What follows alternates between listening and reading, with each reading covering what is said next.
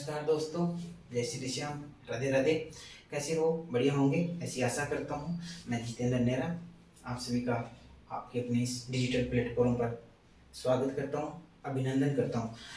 बिना समय व्यतीत किए हुए दोस्तों, जैसा कि अपन राष्ट्रीय आय के बारे में पढ़ रहे थे और अपन ने राष्ट्रीय आय के बारे में अपन पार्ट फर्स्ट, पार्ट सेकंड और पार्ट थर्ड पर चर्चा कर चुके हैं और अपन आज पार्ट 4 पर विस्तृत चर्चा करेंगे। थोड़ा मैं वापिस से आपको पार्ट फर्स्ट, पार्ट सेकंड और पार्ट थर्ड के बारे में बता देता हूँ कि अपन ने क्या क्या पढ़ा। पार्ट फर्स्ट, पार्ट सेकंड और पार्ट थर्ड, और आज अपन पढ़ने जा रहे हैं पार्ट 4।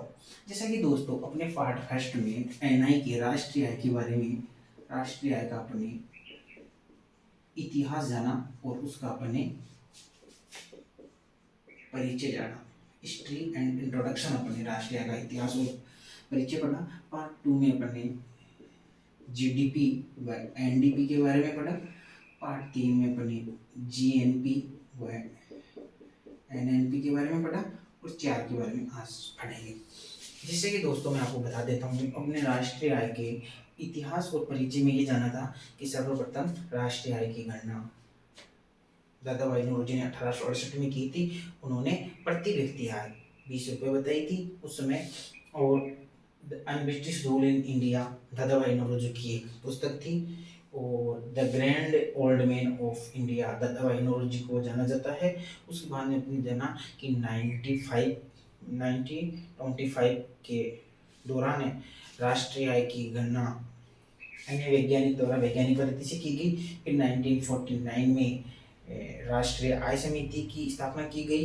1951 में सीएसओ की स्थापना की गई। अब तक सीएसओ राष्ट्रीय आय की गणना कर रहा था और वर्तमान में आपको पता है कि राष्ट्रीय आय की गणना एनएसओ के द्वारा की जा रही है। उसके बाद में अपन ने जाना कि राष्ट्रीय आय एक स्टॉक है या प्रवाह है। फिर अपने राष्ट्रीय आय के चक्रीय प्रवाह के बारे में जाना और फिर अपन ने ये भी जाना कि जो राष्ट्रीय आय की जो गणना की 3 विधियां थी वो भी अपन ने जानी। 3 विधियां थी, उत्पादन विधि, आय विधि और व्यय विधि से अपन ने राष्ट्रीय आय की गणना की। और अपने ये भी जाना कि उत्पादन विधि किन क्षेत्रों में काम में ली जाती है, आय विधि किन क्षेत्रों में काम में ली जाती है और व्यय विधि किन क्षेत्रों में काम में ली जाती है। ये अब तक अपन ने पढ़ चुके थे। उसके बाद में अपन जीडीपी, एनडीपी, जीएनपी और एनएनपी जो कि राष्ट्रीय आय की मुख्य अवधारणाएं हैं, इन मुख्य अवधारणाओं के बारे में भी अपन पढ़ चुके हैं। थोड़ा थोड़ा मैं आपको फिर से थोड़ा ब्रीफ कर देता हूँ कि क्या होता है जीडीपी, क्या होता है एनडीपी, जीएनपी और एनएनपी। देखो दोस्तों मैं बता देता हूँ, जीडीपी फुल फॉर्म आपकी होती है ग्रोस डोमेस्टिक प्रोडक्ट, सकल घरेलू उत्पाद। देखो सकल घरेलू उत्पाद में उन वस्तुओं और सेवाओं के मूल्य को शामिल किया जाता है जो एक देश की घरेलू सीमा के अंदर उत्पादित की जाती है। एक देश की घरेलू सीमा के अंदर जो वस्तु और सेवाएं उत्पादित की जाती है उन्हें मैं जीडीपी के अंदर शामिल करता हूँ।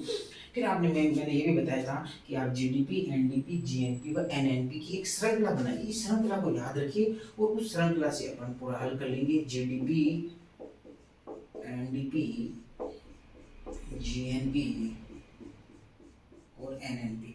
जैसा कि दोस्तों मैं बता चुका हूँ कि जीडीपी में से यदि अपन डेप्रिसिएशन निकालते हैं तो मेरे पास एनडीपी प्राप्त हो जाता है। और यदि जीएनपी में से यदि आप डेप्रिसिएशन निकाल देते हैं तो मेरा क्या प्राप्त हो जाता है, एनएनपी प्राप्त हो जाता है। अपने ये भी जाना था कि जीएनपी क्या होता है। देखो जीएनपी में क्या होता है आपको मैंने बता चुका हूँ, एनएफआई शामिल होता है। क्या होता है, एनएफआईए। विस्तृत चर्चा इसे कर चुके हैं। ये तो एक शॉर्ट में रिवीजन क्लास हो रही है। NFIA net factor income from abroad, विदेशों से प्राप्त शुद्ध साधन आय। कहने का मतलब जो विदेशी लोग, जैसे अपने लोग है, इराक है, कुवैत है, अमेरिका है, बाहर से लोग पैसा ला रहे हैं ना, वो किसमें शामिल करते हैं अपन, जीएनपी में। कहने का मतलब जो अपनी घरेलू सीमा थी, घरेलू सीमा के जो भी उत्पादित हो रहा था माल, मान लो कि 100 रुपये का हो रहा था सपोज करो, और बाहर विदेशी लोग अपने लोग कमा के कितने ला रहे थे, 20 रुपये। और विदेशी लोग भी यहाँ से लेके जा रहे थे, वो तो कटेगा ही ना। मान लो विदेश लोग मान लो 5 रुपये लेके जा रहे, तो अपने लोग शुद्ध कितना कमा के ला रहे हैं, 15 ला रहे हैं ना। अपने लोग विदेश से कितना लाए 20, विदेशी यहाँ से कितना ले गए नेपाली तिब्बती जो आते हैं वो लेके जाते हैं। तो मान लो कि सपोज मानो वो 5 रुपए लेके जा रहे हैं, तो 20 अपने लोग लेके जा रहे हैं, 5 वो वापिस ले गए, तो अपने पास नेट कितनी हुई, net factor income from abroad कितना हुआ 15 रुपए हुआ। तो मेरे पास जीडीपी 100 थी, इस जीडीपी में मेरे पास एनएफआई जो 15 है, इसमें यदि मैं 15 जोड़ दूं तो मेरा ही क्या आ जाएगा जीएनपी कितना आ जाएगा 115। कहने का मतलब जीएनपी में क्या होता है विदेशी आय भी शामिल होती है। तो आप मेरे को क्या बता सकते हैं कि जीएनपी और जीडीपी में किसका अंतर हो गया भाई साहब, इसमें घरेलू आय है, इसमें घरेलू प्लस विदेशी आय, इसका मतलब इन दोनों में अंतर किसका है, केवल केवल विदेशी आय का अंतर है, केवल और केवल विदेशी आय का अंतर है, एनएफआई का अंतर। ये आप समझे, इससे पहले मैं आपको इससे पहले वाली क्लास में आपको ये मैं सारा करा चुका हूँ कि इनमें एनएफआई के अंतर है। आपको मैंने ये भी बता दिया एनडीपी और एनएनपी में भी किसका अंतर होता है, एनएफआई का अंतर होता है, जीडीपी और एनडीपी में भी डेप्रिसिएशन का अंतर होता है, और जीएनपी और एनएनपी में डेप्रिसिएशन का अंतर होता है। ये मुख्य अवधारणाएं थी जो अपन पढ़ चुके हैं। आज अपन पार्ट 4 में क्या पढ़ेंगे इसके बारे में अपन चर्चा करने जा रहे हैं। आप बने रहे, देखते रहे।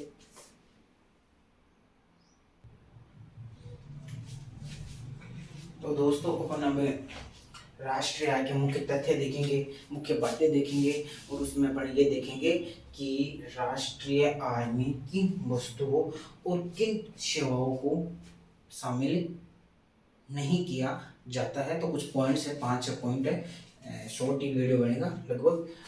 तो अपन राष्ट्रीय आय में देखेंगे नंबर 1 कौन कौन सी वस्तुओं और सेवाओं को शामिल नहीं किया जाता है। तो नंबर 1 अपन देखेंगे कि जिन वस्तुओं और सेवाओं का उत्पादन विक्रय के लिए नहीं किया जाता है।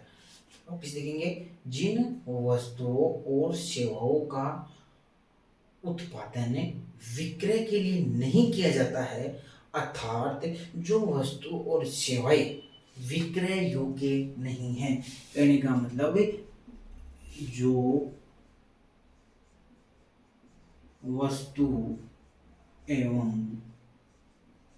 जो वस्तु एवं सेवाएं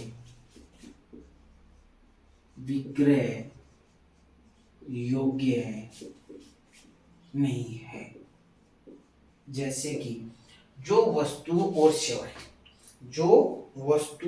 सेवा विक्रय योग्य नहीं है, अर्थात जिनका उत्पादन बेचने के लिए उद्देश्य से नहीं किया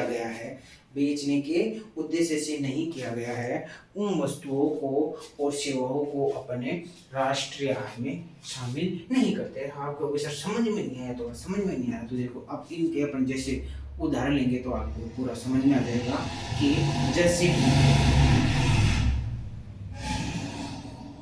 गृहिणी की सेवाएं,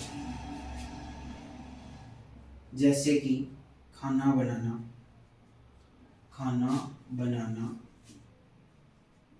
घर की साफ सफाई, पेड़ पौधों में पानी देना, गार्डन में पानी देना, घर की साफ सफाई। तो देखो गृहिणी की सेवाएं है, खाना बनाना है, घर की साफ सफाई है, पेड़ पौधों में पानी देना है, ये राष्ट्रीय आय में शामिल नहीं किया जाता क्योंकि ये सेवाएं विक्रय योग्य नहीं है।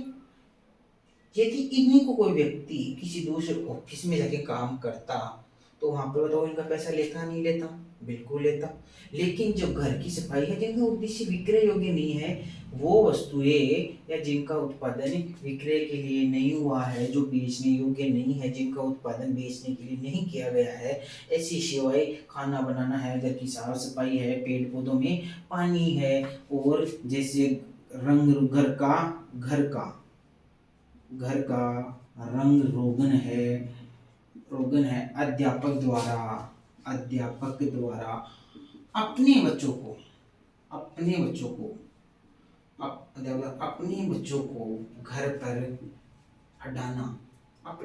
घर पर पढ़ाना, ये भी क्या होती है राष्ट्रीय आय में शामिल नहीं किया जाता है। आप समझ गए होंगे, इस चीजों को ज़्यादा हार्ड नहीं है।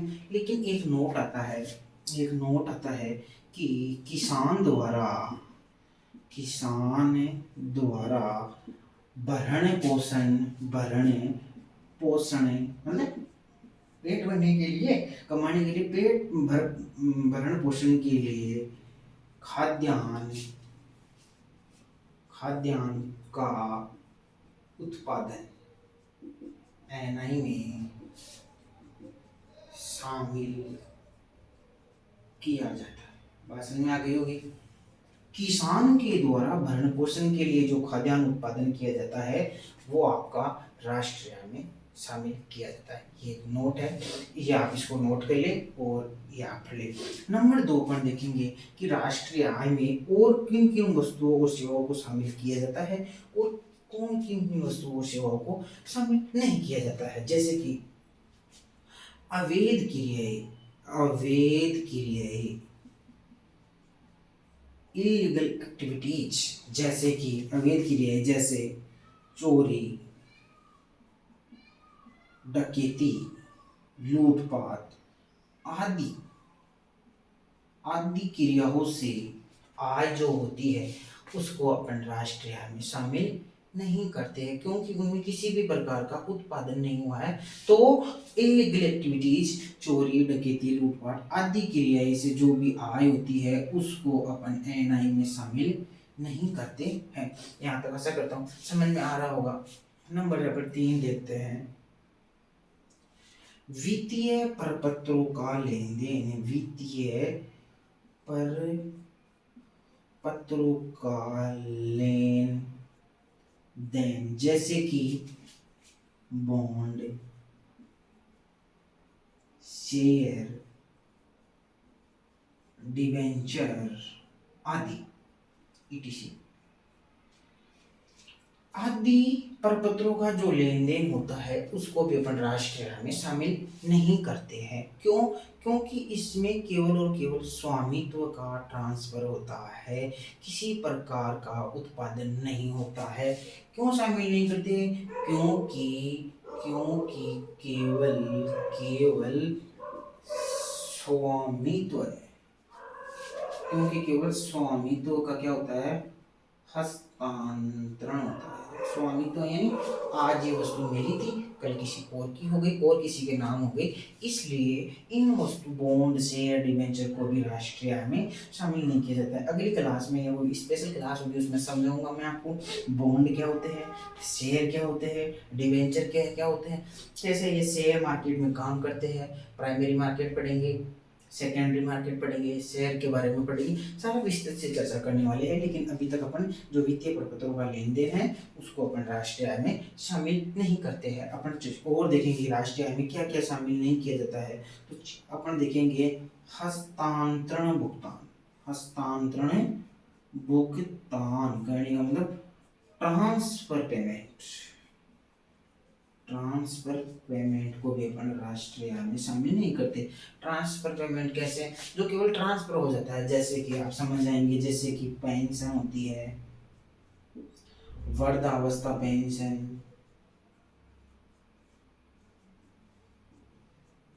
बेरोजगारी भत्ता,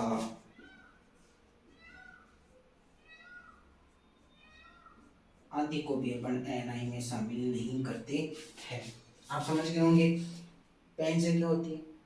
सरकार अपने घर में माँ बाप है, बूढ़े माँ बाप, उनको पेंशन देती नहीं देती। बेटे बेटे आ रही है, कोई कमा रहे हैं, किसी प्रकार का उत्पादन कर रहे हैं, नहीं कर रहे हैं ना, अपने बेरोजगारी भत्ता लिया होगा या कोशिश कर रहे होंगे और मिल नहीं पाया होगा, जो भी है XYZ, या मिल रहा होगा। तो बेरोजगारी भत्ता कहने का मतलब आप बेरोजगार हो और आपको भत्ता मिल रहा है बेटे बेटे महीने का 3,000 मान लो, 5,000 मान लो, 1,000 रुपये मान लो। तो ये क्या होता है? ये राष्ट्रीय आय में शामिल नहीं होता, क्योंकि ट्रांसफर है, सरकार ने आपके खाते में ट्रांसफर कर दिए।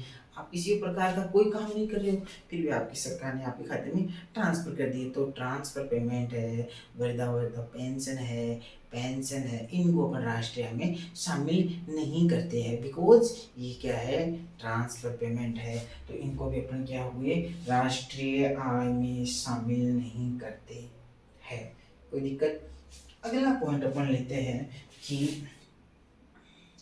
सार्वजनिक ऋणों पर प्राप्त आय।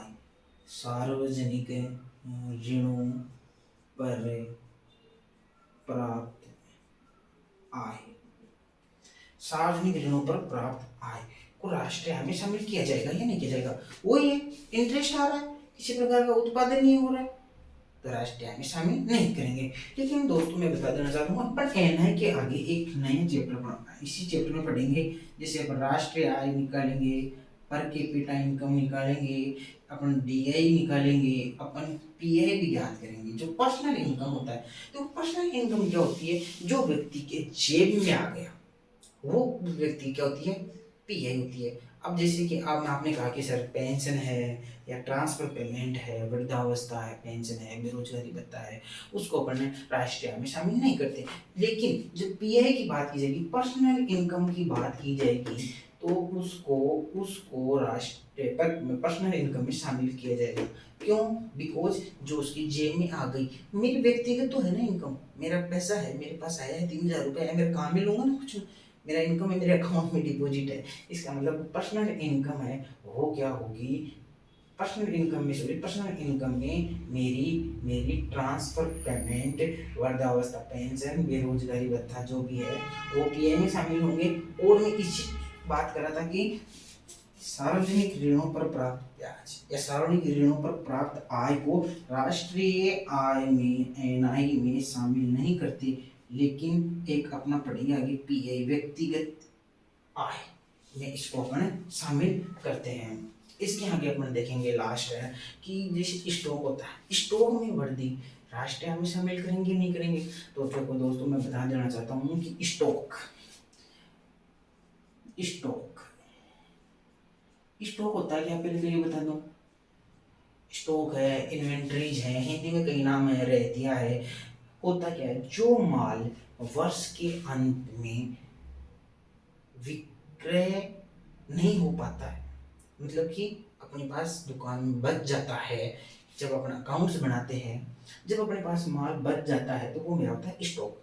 अब स्टॉक में दो प्रकार की में वृद्धि हो सकती है। देखो स्टॉक में दो प्रकार से वृद्धि हो सकती है, एक हो सकती है भौतिक और एक वृद्धि हो सकती है अपनी मौद्रिक।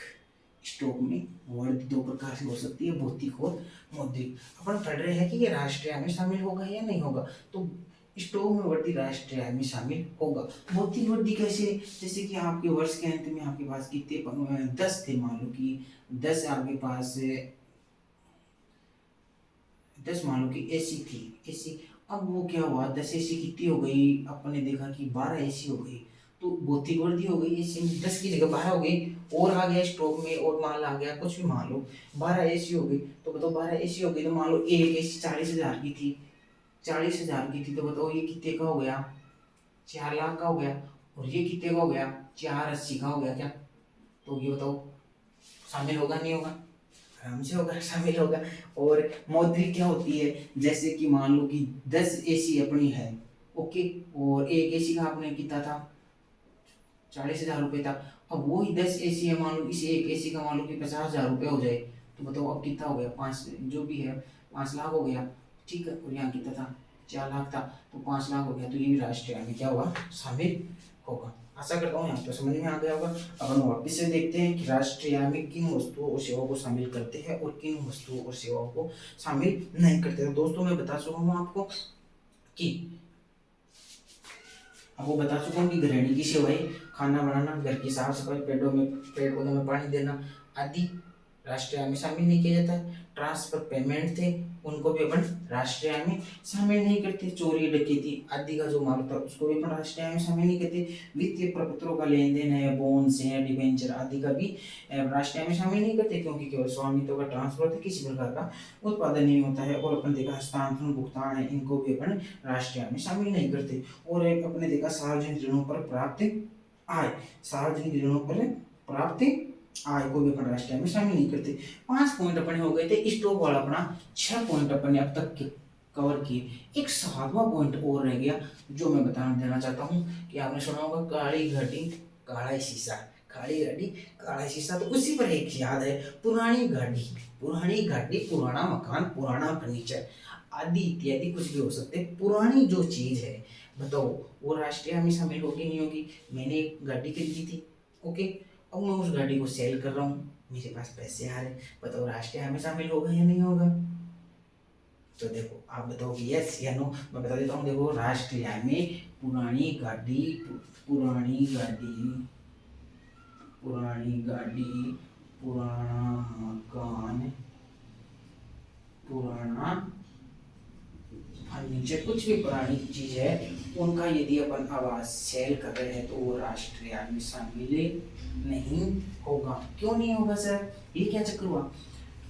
आपने नई गाड़ी ली थी, नई गाड़ी न्यू गाड़ी ली थी, मान लो कि 10 लाख की न्यू गाड़ी ली थी, तो उत्पादन हुआ था नहीं हुआ उस समय? उस समय राष्ट्र की जीडीपी में शामिल हुआ था नहीं हुआ था? उस समय देश के एनआई में शामिल हुआ था नहीं हुआ था? तो एक बार जब राष्ट्रीय आय में आपने इसको शामिल कर लिया, फिर आप उस गाड़ी को बेचो, कल तो मान लो मैंने बेच दी, फिर मैंने किसको बेची, फिर वो बेचेगा, फिर उगला वो उसको बेचेगा, तो आप तो इनकम उसकी जोड़ते चले जाओगे। मैं 10 की 5 में बेचूंगा, वो 4 में बेचेगा, 3 में बेचेगा, आप तो ऐसे इनकम बढ़ते जाओगे राष्ट्रीय आय। ऐसा नहीं होता है, एक बार ही होता है। एक बार जब जब बनी थी ये गाड़ी, उस समय जब गाड़ी बनी थी, उस समय की राष्ट्रीय आय में या राष्ट्रीय आय के उत्पादन में उस समय इस गाड़ी का मूल्य जोड़ लिया गया है। अब वापिस जोड़ोगे तो क्या हो जाएगा? रिकाउंटिंग हो जाएगी, डबल काउंटिंग हो जाएगी। आपकी राष्ट्रीय आय काल्पनिक बताएगा, ये है अपनी देश की राष्ट्रीय आय कुछ और बताएगा, कुछ डबल बताएगा। इसलिए पुरानी गाड़ी हो गई, पुराना मकान, कुछ भी जो पुराना है, एक बार जो उनका उत्पादन हो चुका है, उनको राष्ट्रीय आय में शामिल किया जा चुका है, प्लीज उनको दोबारा से राष्ट्रीय आय में शामिल नहीं करें। इसका मतलब आप समझ गए होंगे कि पुरानी गाड़ी और कुछ पुरानी वस्तु कुछ भी है, उसको अपन राष्ट्रीय आय में शामिल नहीं करते हैं। क्यों नहीं करते? क्योंकि डबल काउंटिंग हो जाती है। ओके, आप समझ गए होंगे, क्योंकि अब यहाँ तक आपने को पढ़ाया, ये आप समझ गए होंगे। अब अपन नेक्स्ट पार्ट 5 में बात करेंगे कि अपन पार्ट 5 में देखेंगे, जीडीपी निकालेंगे, अपन फैक्टर कॉस्ट पर निकालेंगे, जीडीपी मार्केट प्राइस पर निकालेंगे, एनडीपी, एनएनपी और जीएनपी, चारों श्रृंखलाओं को जो फैक्टर कॉस्ट पर है उनको अपन मार्केट प्राइस पर निकालेंगे, और मार्केट प्राइस को अपन फैक्टर कॉस्ट पर निकालेंगे।